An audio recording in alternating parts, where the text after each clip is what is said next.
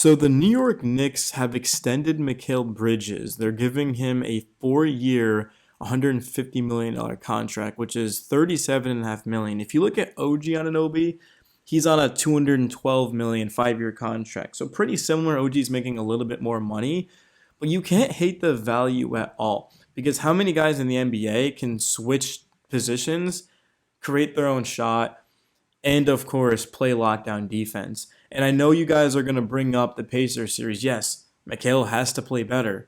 But look at what he did against opposing point guards last year.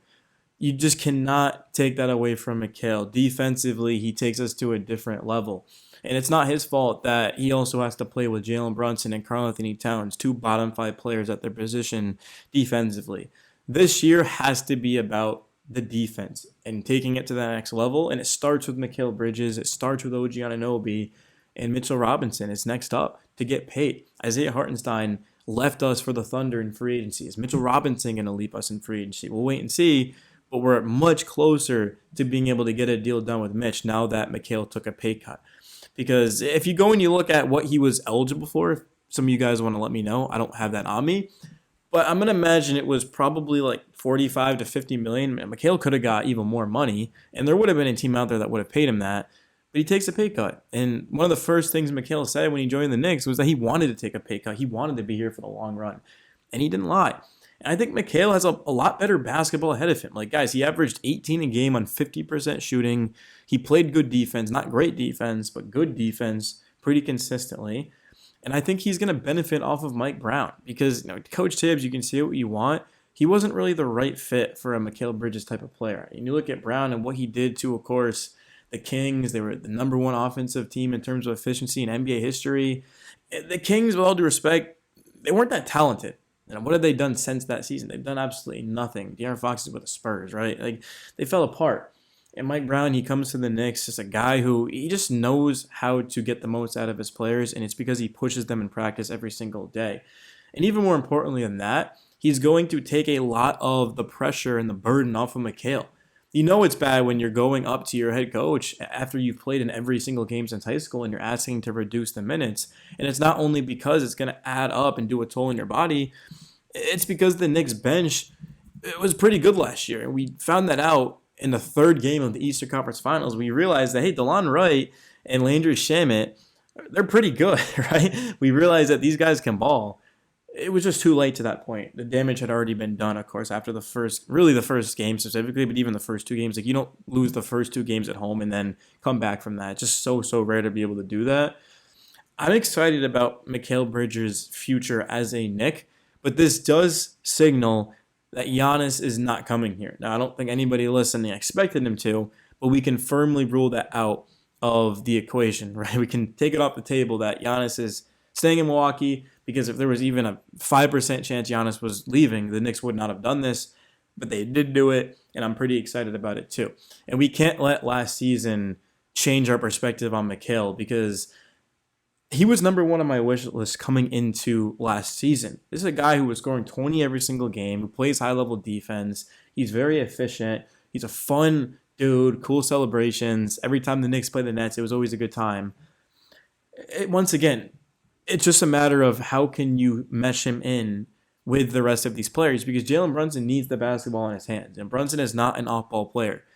I think he should be playing more off of the ball, which is why we're going to be talking about Malcolm Brogdon right after this video. We're going to double up because I already had a Knicks video made. So you guys are getting two Knicks videos tonight. Tyler Kolek, I mean, you can't play like Brunson and Kolek together. It's not going to work. Deuce and maybe Deuce McBride could play next to Brunson, but I feel like the Knicks need another guard next to Brunson. Not always, but at times, just to take him off the ball. Because how many ball-dominant guards have won a championship? I can't think of one. Like Isaiah Thomas, can we call him a ball-dominant guard? Allen Iverson fell short to the Lakers, who were a great team. Steph Curry is not a ball-dominant guard. He's always moving without. It just doesn't happen. And maybe it has. Maybe I'm an idiot, but I am more of a baseball guy. But yeah, I don't really like Brunson being on the ball all this much.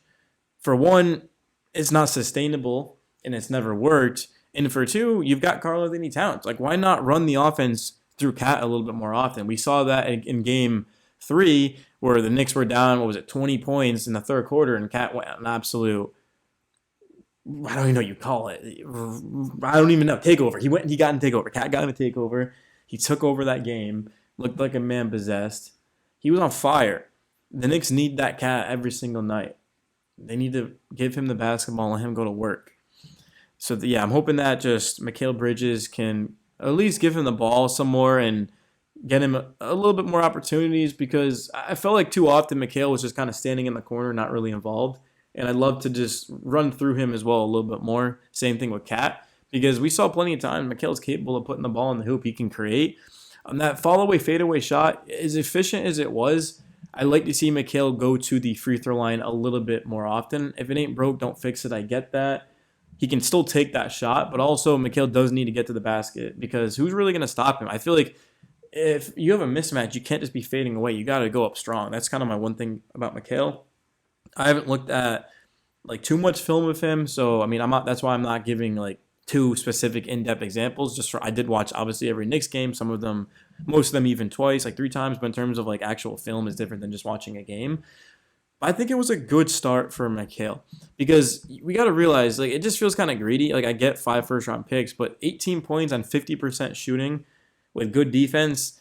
I mean, teams would kill to have Mikal Bridges on their team, and they'd be willing to give up, or not even give up a lot, but they'd be willing to give him a lot. Like he would have went for a max contract. Like a team would have done that. There's no question about it. So the fact he takes a pay cut and remains with the Knicks, and at the end of the day, like those draft picks, like what were they really going to do for the Knicks as well? There was a rare chance they were going to find like a Donovan Mitchell, Shea Gilgeous-Alexander type of player with them, because they're always going to be good. Like the Knicks are always going to be picking towards the back end of the draft. And you can argue that the Knicks really don't even need those picks as well. Like, remember when they traded down? They got like 4 first-round pick or 4 second-round picks, and they got Tyler Kolek and Kevin McCullough and Ariel Hukporti. I mean, yeah. So there's no need to have these picks. I'd rather have Mikal, the guy who can switch multiple positions, that can shoot the open 3 ball. Mikal was elite in the corner. You know, Mikal. Say what you want about Mikal and OG, but when they're open in the corner, they're knocking that down. And they also can give you 18 to 20 a night. I'm excited about next season. I think a lot of people are underestimating Mike Brown. If you know, you know, though. This guy is a very good coach, and the Knicks are going to look a lot different next season, guys. I'm just super amped up to think about it. I miss the Knicks basketball so much. Like, my nights are the Knicks. Like, I literally just think about it the whole day is, hey, the Knicks are on tonight, man. The Knicks are on at 7:30 or whatever, 8 o'clock. And you just wait for it and wait for it and wait for it. So when they're not on, it just doesn't feel the same. But, of course, the months, the days, the weeks, the hours without Knicks basketball makes you appreciate it even more. And it also helps that we have the best broadcasting crew in the league, and Mike Breen and Clyde Frazier, and I think Alan Hahn and Wally Zerbiak do a good job. Also with like the pre and the post games, and Monica McNutt, give her love too. She's great at what she does.